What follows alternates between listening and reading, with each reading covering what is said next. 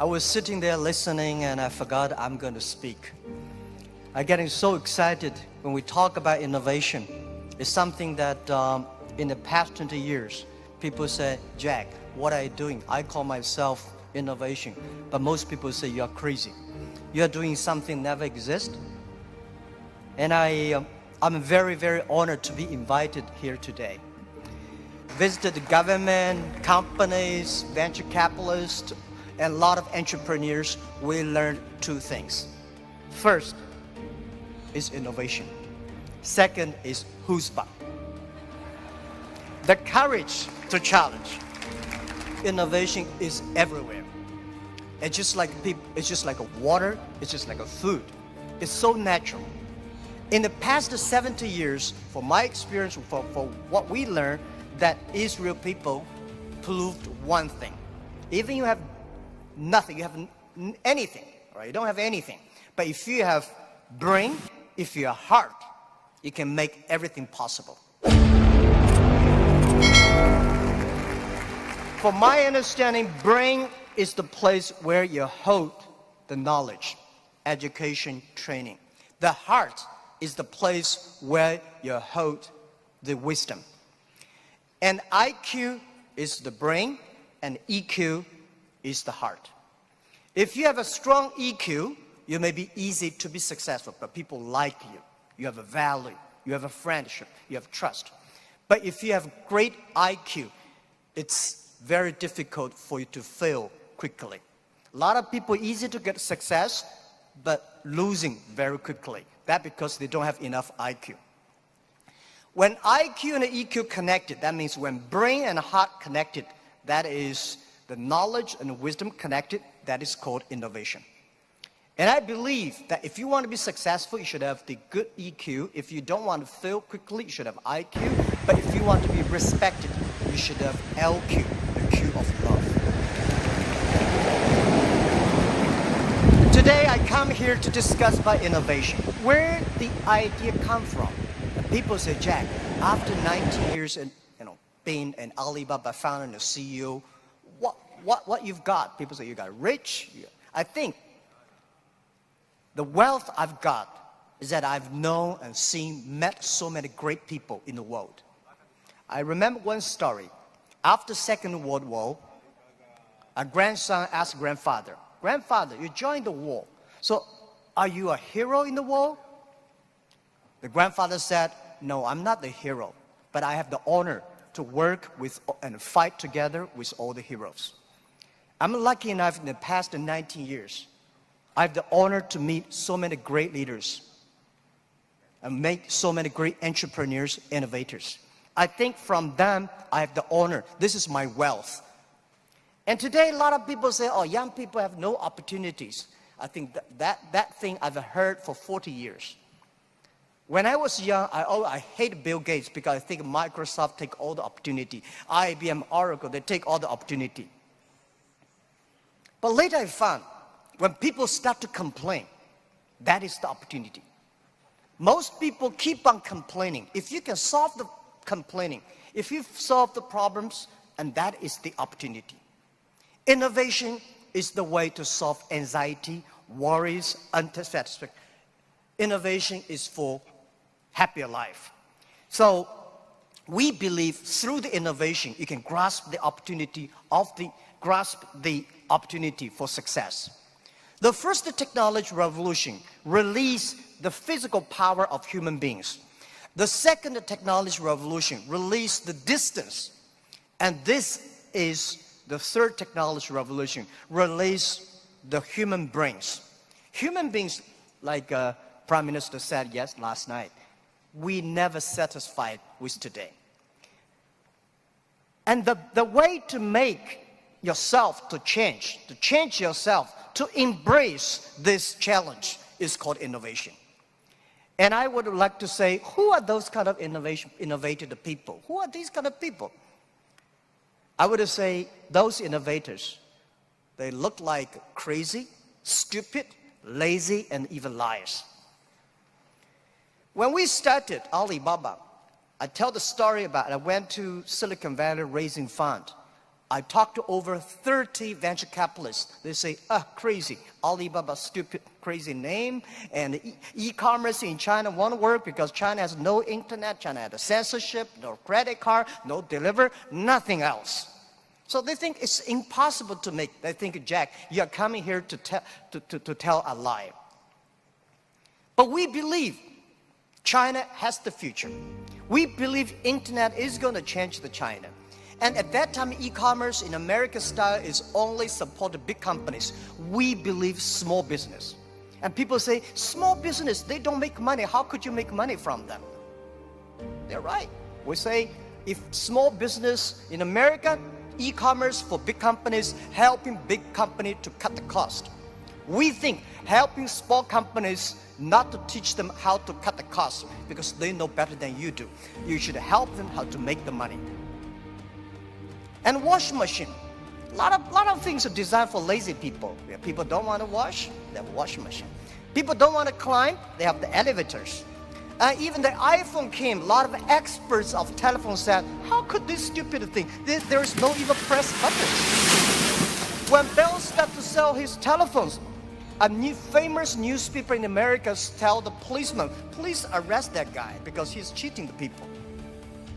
So innovation, innovative people are believers. Most people seeing is believing. People like us, we believe and we seal it. Innovators, they are not one person, they are a group of people.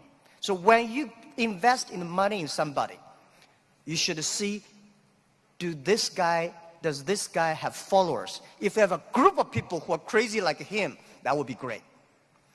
I remember early 2000, I went to the United States to talk about, make my speech about internet in the future in China. I believe internet population in China will be bigger than the USA. People say, that is not true. My reason was very simple. China have 1.4 billion people. USA have only 300 million people. Make everybody online, 300 million, right? So China has a huge potential for that. But one of the guys said, Jack, what you're talking about, internet companies should have values and mission, that is crazy. And I say, sir, please come to my company. So I came to Hangzhou, my company, spent 1 week, and the day he left, he said, Jack, I know you're crazy, but I found 100 people in your companies, they're all crazy. Crazy people don't think they're crazy, they think people outside they're crazy.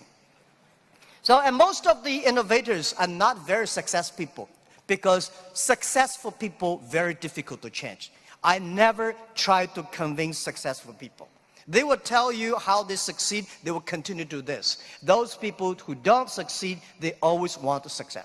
So one of the reasons why Alibaba succeed 20 years ago, we never try to convince those people who are successful. We try to spend time on the people who are 18 years old, 20 years old, they are not successful. So 20 years later, they become successful, we become successful. That is how we did it. Now most of the people who buy online, they are 35 to 40.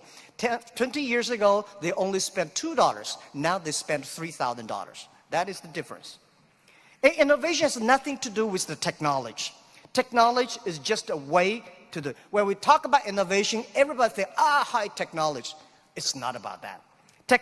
Innovation, everybody can do it. Right. Those people who do not know anything like technology, like me, we can find those people, rely on these people, try those people who have the technology. In our site, our Alibaba site, there's one guy selling shoes 48 inches only. And I say, how can this guy sell shoes for 48 inches? And we find out he's very innovative, because people with 48 inches feet, difficult for him to buy shoes in the shops. There's only one on the online. And there are a lot of innovative ways. Those guys design, lazy guys, they watch TV lying on the sofa. So they designed a specific glass that you can lie on the sofa, watch on TV. They sell perfectly. And there are also some guys helping people to write letters to say goodbye to boyfriends and girlfriends, and writing resign letters to bosses. There are a lot of crazy, interesting ideas. They are all wonderful sellers. And most of the innovations today are only talk. Innovation, they think it's an idea. Entrepreneurs make the innovation reality. So we have to show a real entrepreneur have to believe in the future, have to suffer, have to be ready for the terrible lives in the future. So I believe everybody has the ability of innovation.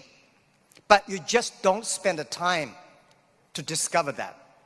And lastly, very important, is the government. Now, we are entering into a new world. This world is going to be very complex, very disrupted, and every technology revolution caused world problem. The first technology revolution caused World War I. The second technology revolution caused World War II. Now we are in the third technology revolution. We should not have a third world war. But if there is a third world war, should be the war against poverty, disease, and environment. These are the things that human beings should fight together and work together. A government should to lead, not to govern. The government should empower and protect the innovation, not control the innovation. And I think the best investment for tomorrow is education. In the past 20 years, thank you. In the past 20 years, we make people like machines. Next 20 years, we will make machines like people. You like it or don't like it, we have to change ourselves. This thing is coming. What we should do to change our education systems, to teach our kids they can do the things the machine cannot do. This is the thing. It's concerned to every family, and every government should pay attention to that. And I think government should also encourage entrepreneurships. I really appreciate Prime Minister yesterday talk about entrepreneurs. It's the entrepreneurships that make ideas reality. Innovation is always going to be destroyed of yesterday. A lot of people who are successful yesterday will not like it. So government should know what not to do. Let me tell you one story. In 1860s, when UK had first the cars came in, automobile coming, they destroyed a lot of jobs of these horsemen. Horsemen at that time are the main jobs of the society. These are white-collar people. They went to the government, pushed the government, say, you should stop these cars because they're going to kill people on the road, it's going to destroy the jobs. So the government passed a law called Red Flag Bill. They do not allow any car drive faster than 7 miles per hour. And they should always follow behind the horses. That stop it. Protect the people for some groups of people's interest, but destroy the whole industry. And the other thing, innovation is interesting, and it's also going to stop by a lot of people. People don't like it. I went to the Museum of Basketball. You know, basketball used to have a basket. People threw the ball inside, and with a ladder to take the ball out. This thing has been lasting for 18 years. And there's one guy said, why not cut the bottom? And it will be easier. It's a great idea. Much more, basketball become more competitive, but people hate it. It's the people who hate it the most were the guy who with the ladder. He said, I'm losing my job. So this is what I want to say. People start to worry. Artificial intelligence, robots, jobs. But don't worry about it. Human beings are much smarter than machines. Machine can never control because machine only have chips. Human beings have the hearts. I remember 1995 when I started internet in China. There is a big meeting. There is a small meeting among 24 people in Beijing in the evening for discussing for 3 hours. There are a lot of experts start to discuss about the internet. They think internet is going to destroy this, destroy that. A lot of worries. They think government should control it. Almost 22 years passed. Those things we worried never come up. Those things we did not worry all came up. And I want to say, don't worry about the future. Young people, don't worry about the future. And don't worry about the size of the machine, I think small business don't worry about, because small business believe small is powerful, small is beautiful. Using innovation, small business can compete anybody in the world. And this is just like Israel. The small is beautiful and small is powerful. So my rules is that rely on the young people, rely on the small business. Believe the future. Be optimistic. The world is beautiful. Today is just the beginning. But anything, remember, this is my philosophy of life the past 20 years. Today is difficult. Tomorrow is much more difficult. The day after tomorrow is beautiful. Most people die tomorrow evening. Thank you very much.